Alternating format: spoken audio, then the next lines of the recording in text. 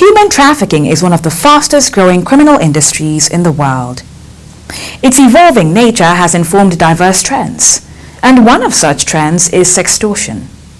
It's NAPTIP on the Move, and my name is Angela Agbeki.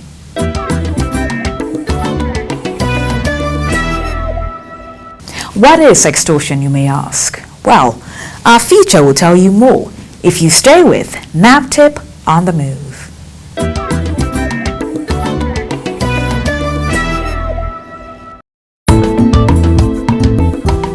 The most common form of human trafficking is sexual exploitation. Women and girls are more at risk of this heinous crime. In recent times, with the use of technology, human trafficking has evolved. This has informed current trends, including sextortion. Sextortion is a crime that occurs when someone threatens to share or expose another person's nudes or sexual videos when that person refuses to grant them probably more sexual favors or even pay them money. So they use coercion and threats to force that person to do what they want that person to do.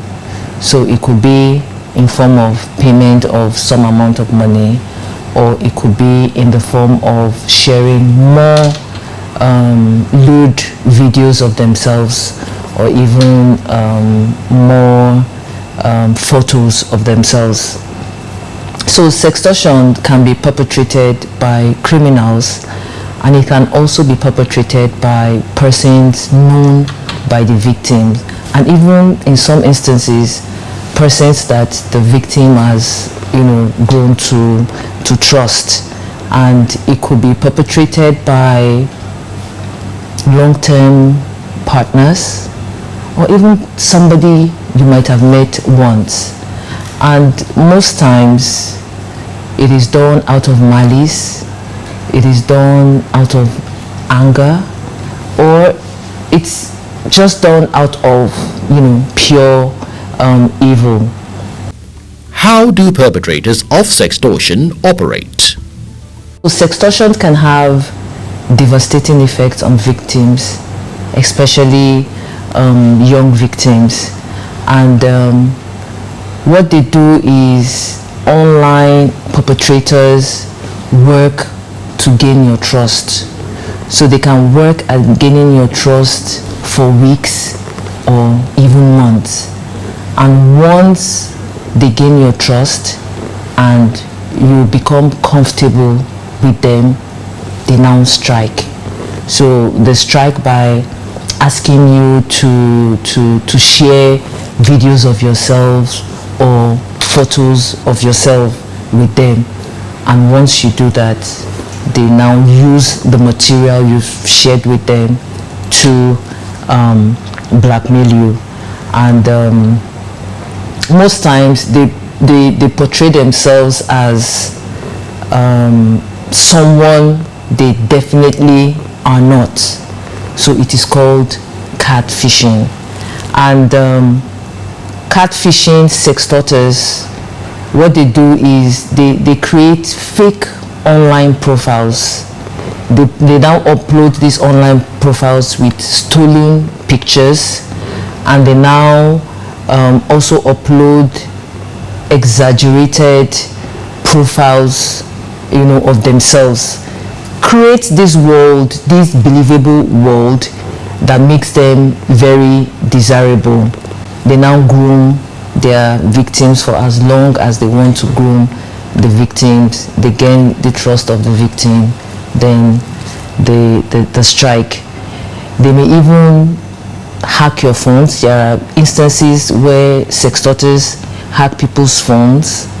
They hack your computers. They can infest your electronic devices with malwares so that they can remotely control your phones and even control your devices. So if you are someone who has the habit of probably recording yourself with your phone, or you like to save nude photos or nude videos of yourself on your computers, then these sextorters can have access to your private materials through the use of malware. So it's unbelievable how far sextorters can go to get what they want. NAPTIP investigates cases of sextortion. We've handled a number of cases. I remember the first of such cases that were handled here in the HQ was a case that was brought to our attention about a 15-year-old girl who was, of course, she was catfished by this individual, and he was blackmailing her to share more videos of herself. It was also blackmailing her to send him money, and unfortunately for that young girl, she probably thought she didn't have any option and she killed herself. So see, this is a case of a victim not knowing her perpetrator. Then also last year we handled a case of a young girl in her late 20s who came to us for assistance. She was being blackmailed by this person she used to know. I think at some point they had some sexual relationship, and he had in his possession nude videos of her, nude photos of her, and he kept on threatening her and said he was going to share the videos with her friends, and he went as far as even sharing the videos with her pastor. So it was at that point she came to NAPTIP to come report, and she was like, oh, she was going to kill herself because he threatened he was going to share these videos with her parents. So in collaboration with, we worked with Interpol, we were able to track this young man, and he was apprehended. And then also this year, I would say some weeks ago, we busted a gang of notorious, they are known for notorious gang that perpetrate different crimes of sextortion. So this was a case of a 16-year-old girl that apparently she was gang raped. She was gang raped, and these criminals recorded the rape, and every time they wanted sexual favors, they threatened her with the video to say, oh, if you don't come and have sex with us, we'll reveal these videos. And luckily we did our undercover operations and they were apprehended. So this is a very disturbing trend that we've been seeing, especially in the FCT. And we've also gotten reports from our other commands in different states about the growing trend of sextortion in Nigeria. So where victims know their perpetrators, it's always easier to solve the crime. But where it involves an unknown subject, where we don't know who this person is, the only way we can solve the crime is by following the perpetrators, the unknown subject's digital footprint. So it's like tracking a ghost. Another form of exploitation is online child sexual exploitation. Child sexual exploitation, first of all, is a form of child abuse whereby the abuser takes advantage of the vulnerability of the child or vulnerability of the victim. And globally, we look at it today as an emerging crime, because most of this is done on the internet, online, or using any of the digital tools to actually exploit a victim who usually the exploiter takes advantage of the vulnerability of the victim, either as a child being the age under 18, or the victim that does not know exactly what he's into. And it's a growing crime. NAPTIP is collaborating with the National Center for Missing and Exploited Children in the United States of America. For us in NAPTIP, we see a lot of cases because by virtue of our partnership with Facebook, by virtue of our partnership with the National Center for Missing and Exploited Children, which is NICNIC, we've seen every day, we see nothing less than 500 to 600 reports coming in. And these reports are categorized based on the priority level. We have those at priority 1, which the victim is at imminent danger. So on those kind of cases, whatever we do, we leave anything we do, we now hit on those cases to see how we can solve them. So we have such cases.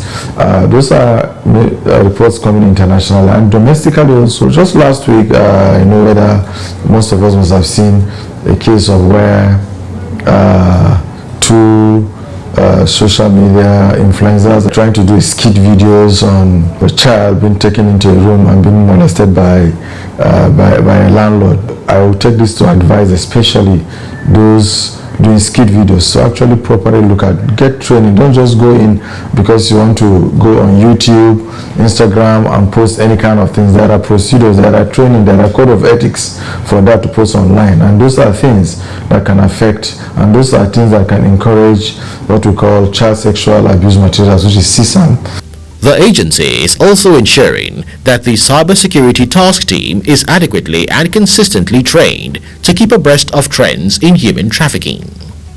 Yeah, so far we've had a number of trainings. I can say, with the doggedness of this, the President Director General, we've had collaborations because she's been able to secure training from the International Justice Mission, Interpol, and also the UNODC training, which are all geared towards strengthening the capacity of officers in cybercrime, especially child online protection.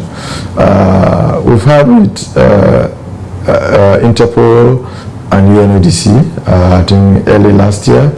I think this was the first training, to bring out a team, because the agency is trying to build up a team of highly specialized, not just people coming in to investigate, but these are teams that they can go anywhere, nationally or internationally, to investigate cases of cybercrime, especially dealing with child online sextortion. With the rising incidences of online child sexual exploitation, the watchword for parents is vigilance. Parents should always look at what the children do, always check their systems, always check their computers, and just allow them to be on the internet, because they are smarter than us, whether we like it or not. They are what we call the millennials.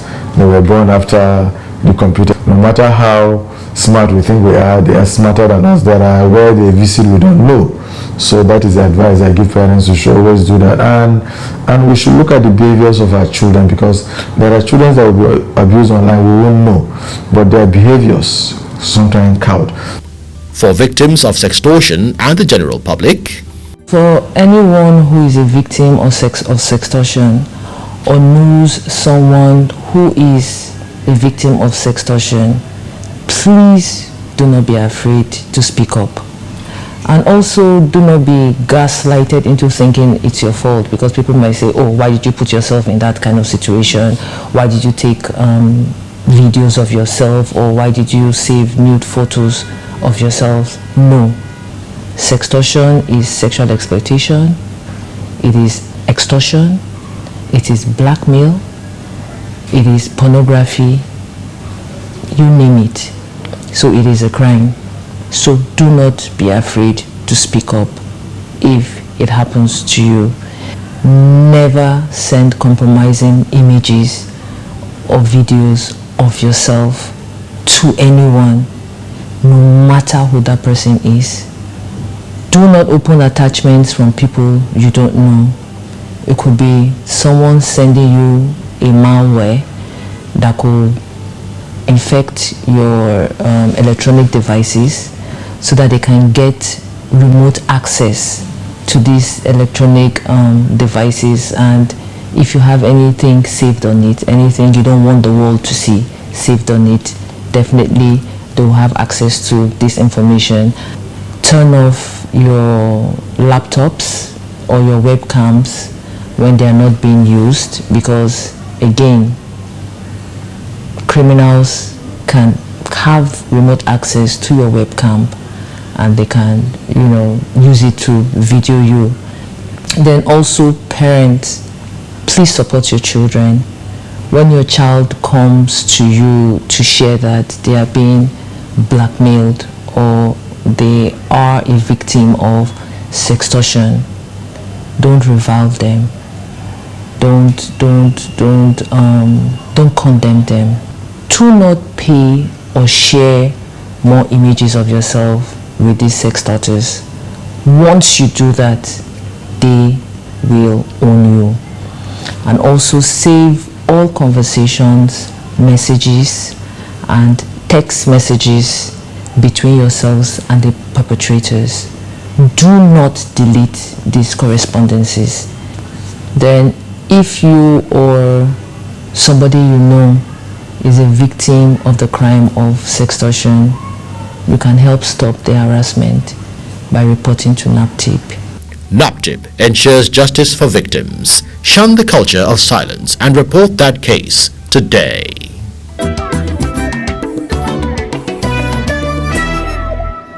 We hope you were enlightened. NAPTIP Events is up next.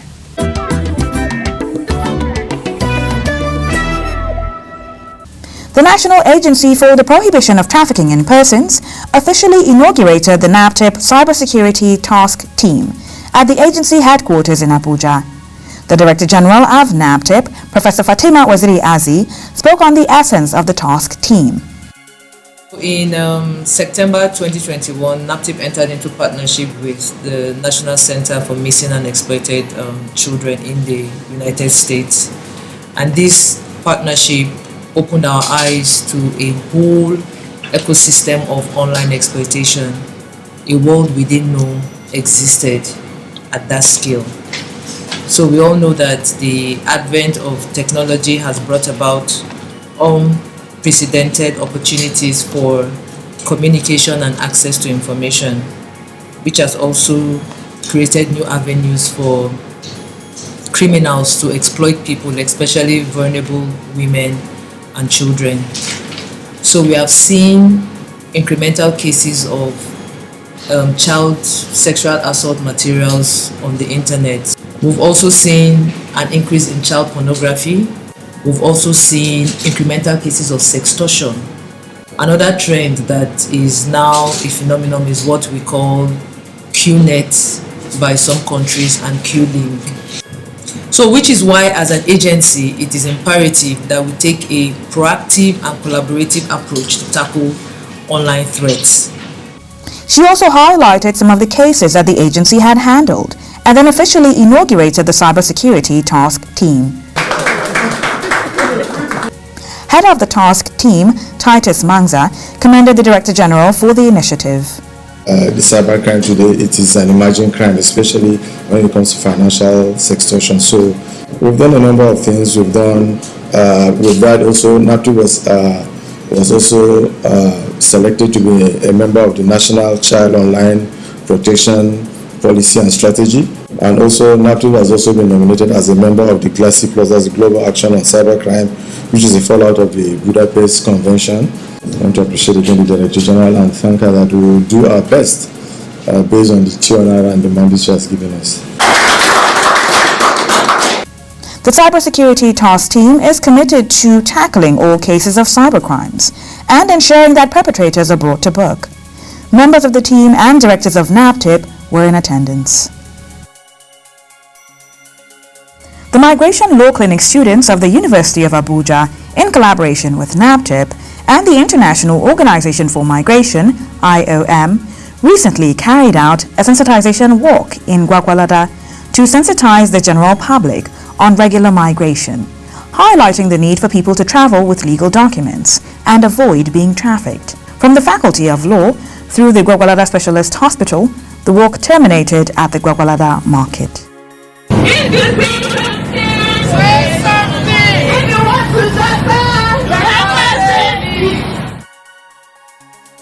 A federal high court in Katsina, presided over by Honorable Justice M.S. Abubakar, has sentenced Ayogbe Marvelous, a 32-year-old man, to 1 year imprisonment without the option of fine for attempting to procure the illegal entry of a 24-year-old female from Delta State to Libya through Jibia border in Katsina State.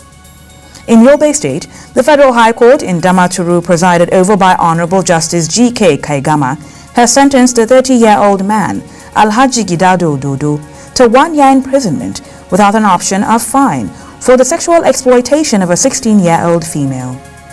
NAPTIP is ensuring consistent prosecution of offenders to serve as a deterrent.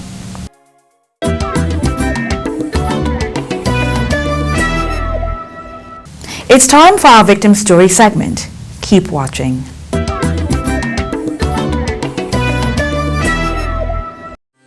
I came to visit my sister about the money for WAEC. So I came to my sister to look for something for me so that I can get money. So my sister now looked for work for me. So I went there for house girl. So the woman was maltreating me, like she's not used to give me food. She's not used to pay me my salary. She's beating me every day. She asked me to cut watermelon for her. So she said the watermelon is too, I cut it very tiny, that she not used to eat a watermelon like that. She flogged me. Then on Saturday, we used to wash plates every Saturday, all the cooler. So she have caterer and one girl living with her, with my colleague. So I'm sweeping outside the compound. Then one girl is there, is washing toilet. Then one girl living with her, that one related to her, she's washing plates with the caterer. So her sister now came from upstairs. She asked me why did I refuse to join them and wash plates. I said I'm sweeping out the compound and my colleague is washing the toilet.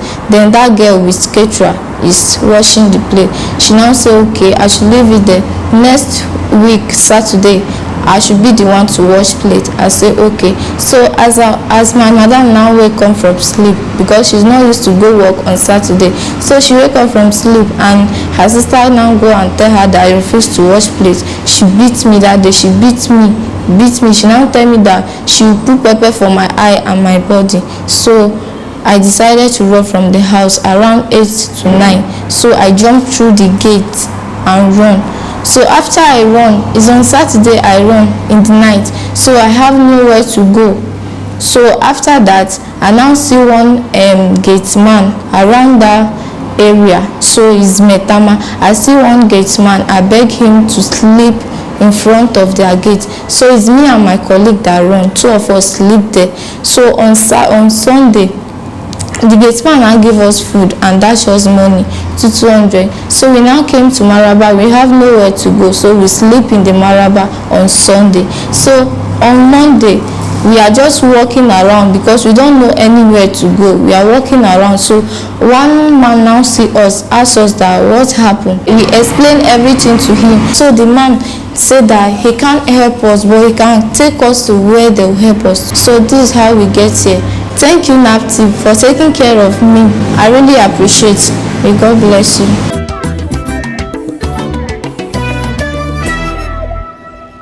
For more inquiries and support, or to report cases of suspected human trafficking, violence against persons and child abuse, please call NAPTIP hotline 0703 000203 or the short code 627, or email us info@naptip.gov.ng. Visit our website www.naptip.gov.ng. Follow us on our social media platforms at NAPTIP Nigeria or watch our videos on YouTube. This is where we draw the curtain on this episode of NAPTIP On The Move. Till I come your way again, don't forget to report cases of human trafficking, child abuse, and all forms of violence against persons. Thank you for watching. I'm Angela Agwiki. See you soon.